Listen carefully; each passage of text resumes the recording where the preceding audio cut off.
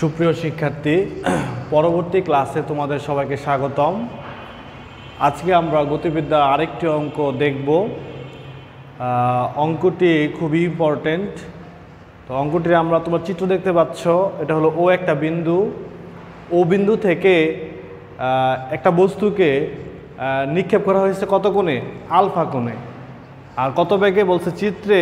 ও বিন্দু হতে 30 metre per second বেগে এবং আলফা কোণে। এই কোণটা হলো কত তোমার জায়গায়? আলফা।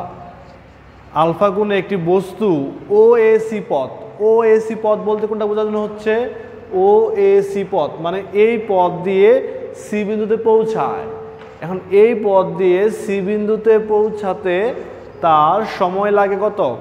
3.062 সেকেন্ড সময় লাগে। দ্যাট মিনস এই যে সময়টা, এই সময়টাকে একটু ফোকাস করো। এই সময়টা কি সময় হবে? আমার প্রিভিয়াস ক্লাস যদি করে থাকো আশা করি বুঝতে পারবা যে এইখান থেকে নিক্ষেপ করলে একটা বস্তু যদি সে সিতে পৌঁছায়, তার এই পৌঁছানোর সময়টাকে বলা হয় বিচরণকাল। অর্থাৎ একটা বস্তু তুমি নিক্ষেপ করলা, সে উপরে উঠলো এবং ভূমিতে পড়লো, এই যে মধ্যবর্তী সময়, এই সময়টাকে আমরা কি বলতে পারি? বিচরণকাল। দ্যাট মিনস সি পয়েন্টে বিচরণকাল কত দেওয়া আছে জায়গায়? 3.062 সেকেন্ড। এটা আমার বিচরণকাল।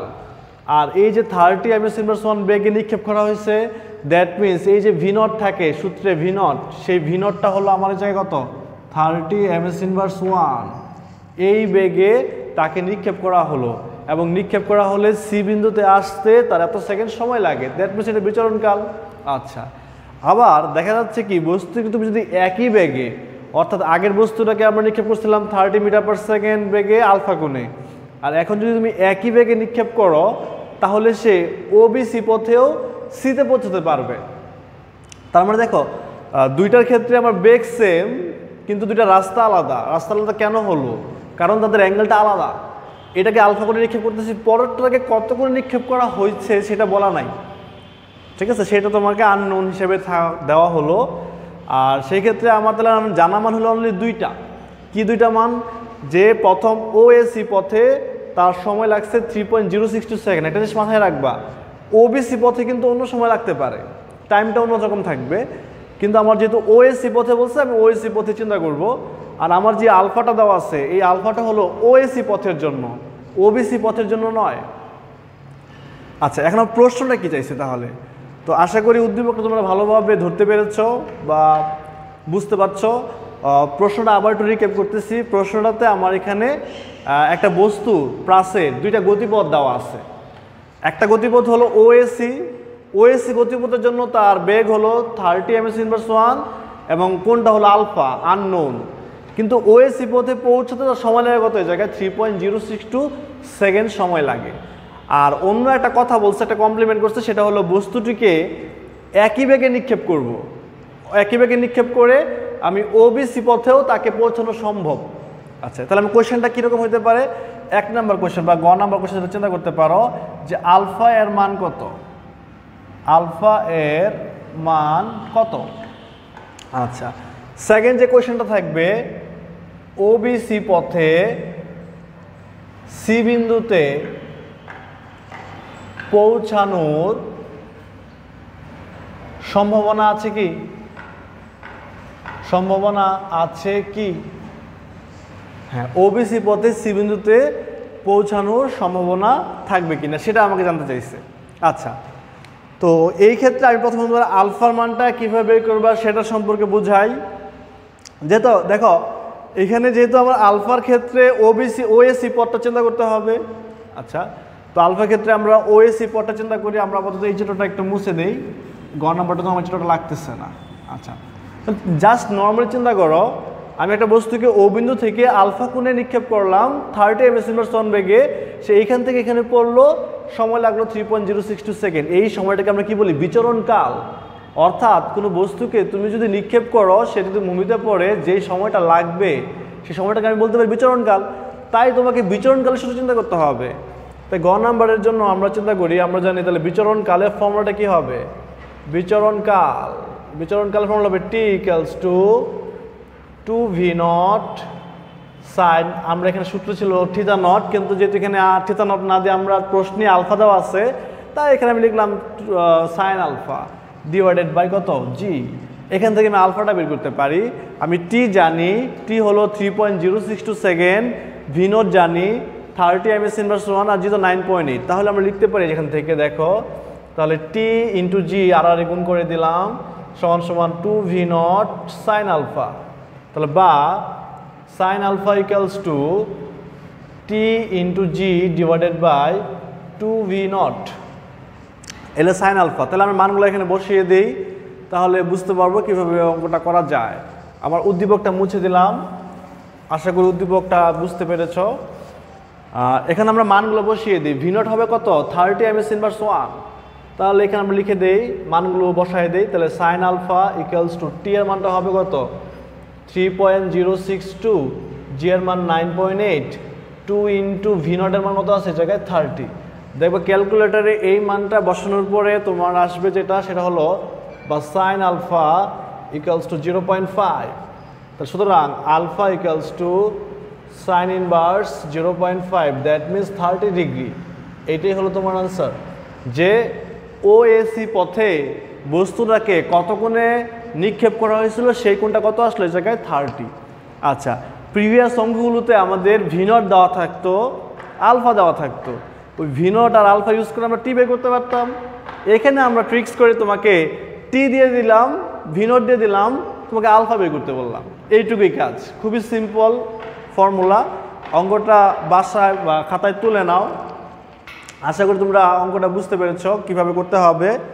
আমি অঙ্কটা আবার বলতেছি, দেখো এখানে আমাকে বলছে যে ওএসি পথে নিক্ষেপ করা হয়েছিল 30 মিটার পার সেকেন্ড বেগে, কিন্তু কোণ ছাড়া দিলেও ওরা কিন্তু এখান থেকে এখানে আসে পৌঁছানোর সময় বিচরণকালটা দিয়ে দিল। তো আমরা জানি বিচরণকালের ফর্মুলা জানি, t equals to 2v naught sine alpha divided by g. আর এখান থেকে আমরা আরেকটা মতলব করি t g equals to 2v naught sine alpha, সেখান থেকে আমরা আলফা মানটা বের করতে পারলাম 30 ডিগ্রি। তো অঙ্কটা তুলে রাখো। এরপর আমি নেক্সট কোশ্চেনে যাই। এখন ওবিসি পথে সি বিন্দুতে পৌঁছানোর সম্ভাবনা আছে কি না।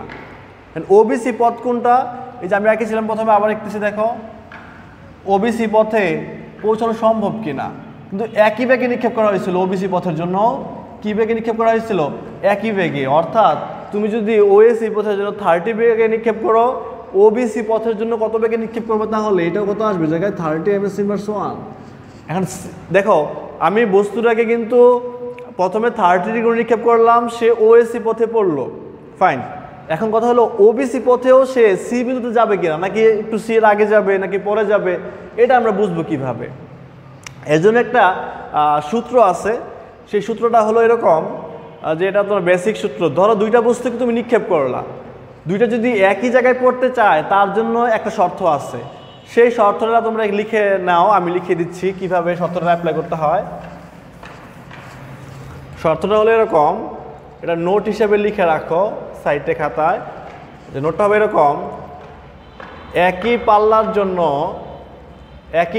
জন্য পাল্লা একই মানে কি, দুইটা দূরত্ব একটা বস্তুকে তুমি নিক্ষেপ করলা, সে একটা বিন্দু থেকে পড়বে, সে যেই দূরত্ব থেকে পড়বে সে দূরত্বটাকে বলা হবে পাল্লা। মানে পাল্লাটা হলো যে কত দূরে গিয়ে সে পড়বে। তাহলে সি বিন্দুতে যদি দুইটা বস্তুই পড়তে চায়, তাহলে দুইটা বস্তুর ক্ষেত্রে পাল্লা সেম থাকবে। এই যে আমরা পাল্লা বলি, যে এইটুকু দূরত্বকে বলা হয় পাল্লা। আর সি বিন্দু তো একটা, তাহলে তার পাল্লাও কয়টা থাকবে, একটাই থাকবে, দূরত্ব যেহেতু একটাই আছে এই জায়গায়। তাহলে আমরা লিখবা একই পাল্লার জন্য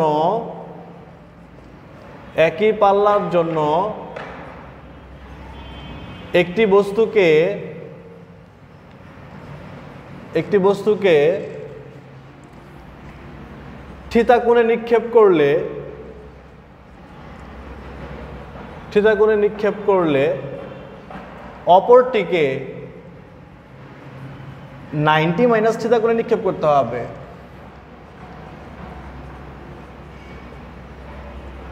থিতা কোণে নিক্ষেপ করতে হবে।